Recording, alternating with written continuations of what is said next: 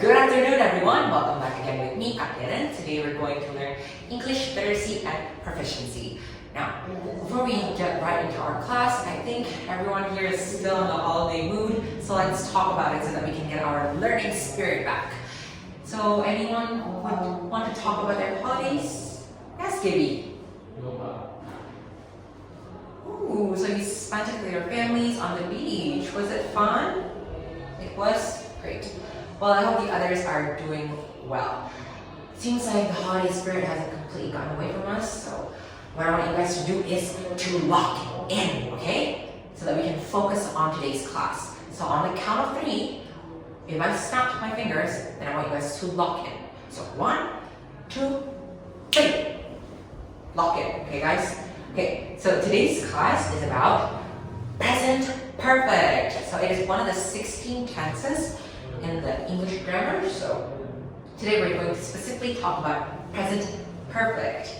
Now I'm sure you guys still remember it a bit, but let's dive into it so that we can remember even better, right? So what is present perfect? Just a quick reminder, present perfect is a verb tense, where a verb tense is a verb that shows when an action took place, as well as how long it occurred, right? The main verbs on tenses are the past, present, and future. So please keep that in mind, and I hope you guys are already refreshed on the verb tense. Now, so what is present perfect? Present perfect is used to indicate a link between the present and the past, right? The time of the action is before and now, but not specified, and we are more often more interested in the result than in the action in itself, right? So the keywords here is that the time of the action is before now, but not specified when, and is that we are more interested in the result than in the action itself. So just to note, so present perfect is an action. An action that is completed in the past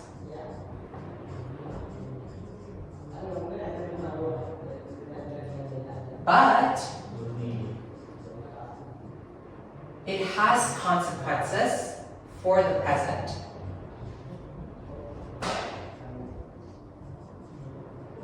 So to understand more on what this means, let's take a look on the next part then. Now, when do we use present perfect, right? There are 5 main rules here. Firstly, an action or situation that started in the past and is still continued in the present. Now, in order for you to visualize this easier and to understand this better, I'm going to give you guys some examples, right? So for the first part, or the first rule, an action or situation that started in the past and is still continued in the present. This looks like when we're talking about living experiences. For example, I have lived in Jakarta since 2030. And I still am living in Jakarta, right?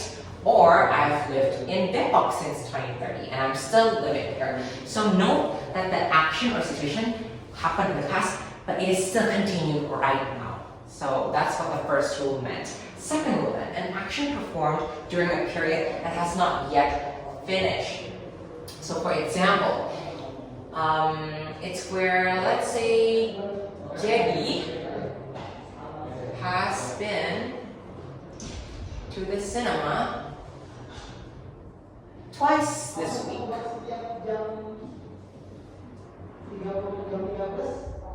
Now, note that the action is performed during a period that has not finished yet. Why? Because Gibby has been to the cinema twice this week does not entirely mention that it's the whole entirety of the week, right? This means that she could have watched 2 movies, but until Friday. But then we still have Saturday and Sunday left, and therefore the week is not over yet. That is what second rule of the present perfect meant. Third rule, a repeated action in an unspecified period between the past and now. So, for the example we have, could anyone help me out? No? Okay. Well, it's we have visited Anjal, several times. Now, notice how there is no specified time or period between the past and now on when have we visited Anjal. So this is the third example on this rule. On the fourth rule then, an action that was completed in the very recent past expressed by just. So for example, I just finished my homework, or I just finished my test. Note that it was completed in the very recent past, guys. So it just was done right then and there. And last rule is an action when the time is not important. So it's, for example, I have read Laskar Pelangi. It does not tell anything about the time, but then it mentions the fact that Laskar Pelangi has some sort of consequences in the future. This looks like how Laskar Pelangi is an assignment for me given for my teacher so that I have to read it. So the time is not important, but if you guys remember, the action has its consequences on the present. I hope that you guys are getting clear. So let's continue. Now, can you guys see this quick exercise? Identify these sentences are present perfect or not. Now, I know it's a bit hard to identify these present perfect, especially when there are 16 tenses. So here is a little trick that I have for all of you. So if you guys would just look here, there are 7 things that we can look for in order for us to identify if it's a present perfect sentence or not. Because when we look for the keywords on these 7 words, it usually signals that it is a present perfect. So for the first word then, it's already. So for example, I have already eaten. Second, just. She has just finished her homework. Ever. Have you ever been to Paris? Never. I've never seen that movie before. Yet. I have not finished my homework yet. Since. I have known him since 2020. 4. We've been working together for 20 or 30 years, right? So if you guys notice that there is a pattern, right? It usually signifies or signals that there is some sort of present perfect because then there is the structure, which I will explain next. So who could help me to identify these 3 sentences if they are present perfect or not based on this tricks? You guys can refer it or you guys can just write it on your book. That would be nice. And yeah, who would want to help me on the first statement or the sentences? Gaby, okay, good. It is indeed a present perfect sentence. So congrats, Gaby, you get a star chance. And if you guys are the best star champ for today, you'll get a late homework pass. Because it seems like you guys are already struggling from school, so might as well help you guys a bit, right? Second sentence. Could anyone help me on this one? Yes, Fazan. It is correct. It is a present perfect because look, there is a just in it, especially on the first sentence. We have has learned because it's ed, especially with since. So Fazan, you get a star. Now, on the last sentence, is it present perfect or is it not present perfect? Devi. Right, it is not a present perfect because it does not have any of these words, especially the structure is different because I walked to school yesterday. It's indicating that it was the past. Therefore, Devi, you get a star. So everyone's getting a star now. Amazing, guys. So let's go to the next part. Now, in order for you to understand better on when can we use present perfect, we need to know first on how we can form a present perfect or its structure. So the present perfect of any verb is composed of 2 elements. The appropriate form of the auxiliary verb to have or has, as we've known, or plus the past participle, or it's known as verb 3 of the main verb, right? So the past participle could be a regular verb or a regular verb with their base words plus ed. So for example, visit or played or arrived or looked, etc. Now, we've seen the structure, right? That there are 4 different structures here. So firstly, we have the positive. So the structure here is indeed subject plus to have or have has plus past participle. So here's the easier way to write it, guys. Have or has plus verb 3.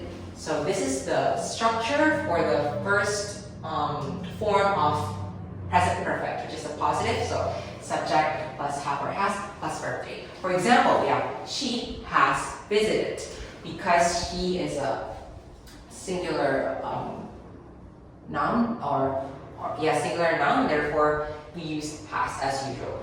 So second, for this next part, we have negative, right? So the structure is subject plus to have plus not plus past participle. So the easier way to write this is subject plus have or has not. Remember to have not, because then this is a negative form, right? Okay. Plus verb 3 or past participle. For example, we have she has not visited. Interrogative. So it's basically a question form. So the structure is to have or has, plus subject plus past participle. So have or has, subject plus verb 3. For example, has she visited? And lastly is negative interrogative. It's literally the same as the negative one. You just have to add a not on the first have or has, or to have part. Now, when we're talking about tenses, especially present perfect, there is a way where you can turn it into a passive form, right? So the structure is simple. It's to have or has or have been plus verb 3 or past participle. So for example, we have the active form. My brother has written the proposals. The passive form is the proposals have been written by my brother. So it usually starts with the object first and then it ends with the subject, because then you just swap them, right? Because that's how active and passive form works. Now that we are understanding this a bit and we're on the near end of the class, let's do some exercises just to test you guys out if you guys have understood or have paid attention to today's class. Then the first question, she blank already finished her work. So fill in the blanks. Who could help me out? I'll give you guys some time. Gibby. Correct. The answer is A. She has already finished her homework. Gibby, you'll get a star. Because remember, the structure here is that for the positive, it's subject plus have or has plus verb 3. Because the subject is she, therefore we have to use the to have, which is has. Do you guys understand now? On the last exercise then, blank, you ever tried bungee jumping? Now, which form is this? Is this a positive, negative, or interrogative? Can anyone help me out? Yes, Gibby? Correct, it is have you ever tried bungee jumping? Whoa, another star for you. You're owning today's class. Well, right, so look at this form. This is the interrogative form. Therefore, we have a question mark at the end. Therefore, it's a to have plus subject plus verb 3. And since the subject is you, therefore we use have. Now, that's the end of our class today, and it seems like the star champ is Gabby. So congratulations, Gabby. You'll be getting a late homework class. Hopefully this will help you in the future. I hope you guys could understand. basically for today's summary, just look on the tricks that I've given you, okay? And don't forget that each of these present perfect have their own examples, have their own rules, especially they have their own structures that we have written here. I hope you guys could understand that. Thank you very much and have a nice day, everyone.